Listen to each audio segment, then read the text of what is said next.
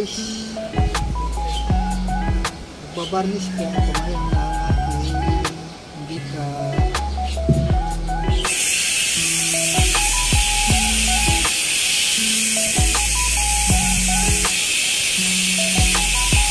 Ito guys,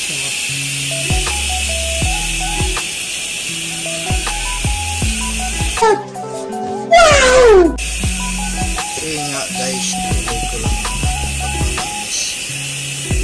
Kailangan madiskarte pa yan guys pag nagbarnish ka, dahil yan ay pass dry yung varnish na ginagamit ko.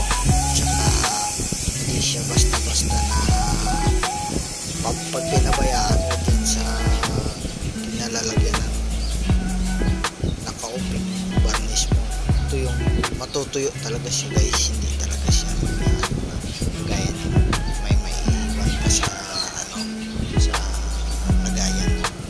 Matutuyo siya, mamumuo siya, lalagkit.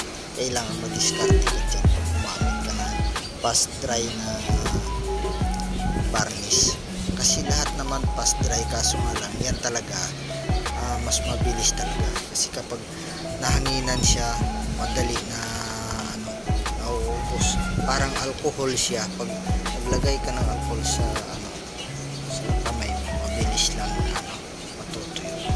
Ganon din yan. So ngayon guys, kailangan ko diskartehan para hindi ako malugi sa varnish ko na yan, kasi may kamahalan din yan yung varnish na yan. Ang isang buti nasa 80 or 90 na ngayon. So ngayon nga guys, bukas na naman po ako ng panibagong varnish. Yan, tinanggal ko yung aking pinagpatungan kasi nahihirapan ako ma-varnish.